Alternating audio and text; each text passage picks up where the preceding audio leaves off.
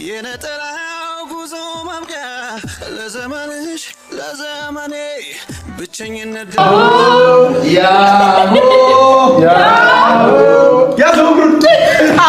ጃንዬ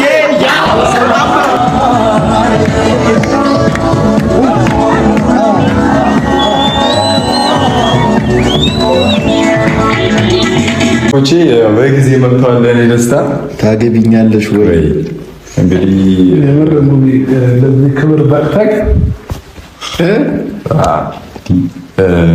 እያደግን ነው። ኢንሻአላህ ስለሆነት በጣም ደስ ይላል። እንኳን ደስ አለህ ማለት እንፈልጋለን። ብዙ ሰው ጓደኞች ሁሉንም ጠርቻለሁ። እንግዲህ ቀልም መስሏቸው ይቀርባሉ ምናምንና ይሄ ቀልድ አይደለም፣ ህይወት ቀልድ አይደለም። ኢንሻአላህ ከዚህ በላይ ብዙ ነገር እንጠብቃለን። ያው የልጅነት ጊዜ ያብቅቶ ያም ሆነ ይህ እኔና አብርሽ ልጃችንን በሰላምና በፍቅር እናሳድጋለን ከዚህ በኋላ። ይሄንን ደግሞ እመኑበት።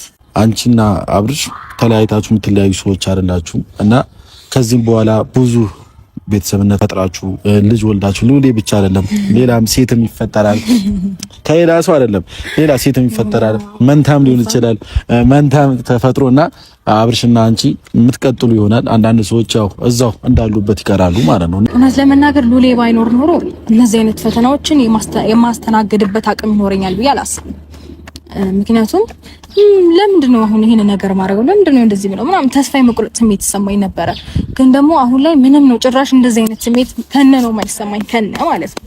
ምክንያቱም እዚህ ምድር ላይ የኔን መኖር የኔን ጤነኛ መሆን ከዛ ደግሞ የኔ ገዛ የሚያስፈልገው የኔ ክብካቤ የሚያስፈልገው ከፈጣሪ ባሻገር እኔ ያለሁለት ልጅ አለኝ።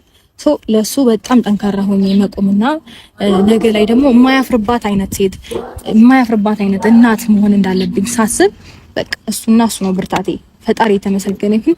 የሁሉ ነገር እየተደረገባት የሁሉ ነገር እያለች አሁንም ግን ቆማ እንደዚሁ እየሳቀች እያማረባት ልጇን በስለሳት እያሳደገች ያለች ምርጥ እናት ናት። የምሬ ነው።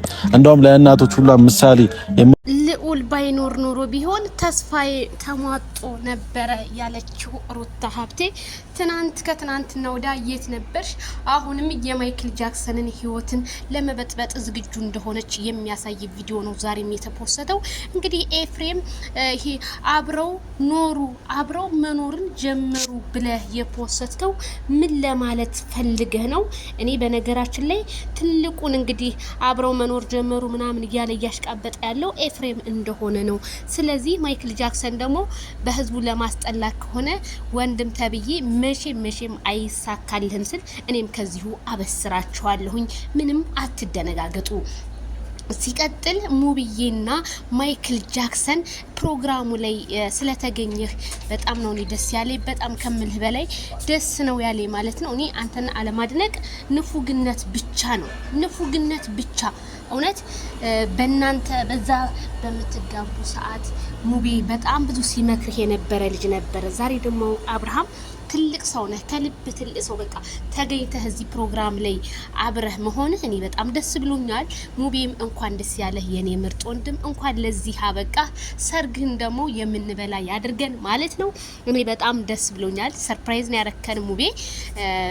ሩታ መገኘት ነበረብሽ እዚህ ፕሮግራም ላይ መገኘት። ላንቺ ስንት ሲሆን የነበረ ከገጠር ድረስ መጥቶ ሙቤ ነበረ፣ ግን እዚህ ላይ ራሱ አልተገኘሽም። አየሽ ሩታ ጥፋትሽን እዩ። ምንም ከአብርሃም ጋር ብትጣይ እዚህ ቦታ ላይ መጣ ነው ደግሞ ታርቀሻልም እና በጣም ደስ ብሎኛል። ሙቤ ኮንግራ በሉት። ሙቤን እየገባችሁ ሁላችሁም እንኳን ለዚህ ያበቃ በሉልን። ስለዚህ ኤፍሬም ወደርክም ጠላህም ማይክል ጃክሰንን ከሄርሜላ ለማላይ ከሆነ የምትጥረው መቼም አይሳካልም ስል ሩታ ልጁ ነው የሚያገናኘናል። ሽናቴ እንደዛ ስትሰርቢው ለካ እሱን ተወጁ ነበረ። እየሰደብሽም ተወጁዋለሽ ልበል። እኔ ምንም አልጣመኝም። እንደዛ ሰርበሹ ማይክል ጃክሰን ካንቺ ጋር ህይወትን ይጀምራል ማለት እንደኔ ዘበት ነው። ዘበት እንዴት አድርጎ እንዴት ሆኖ አረ ሼ ነው ሼ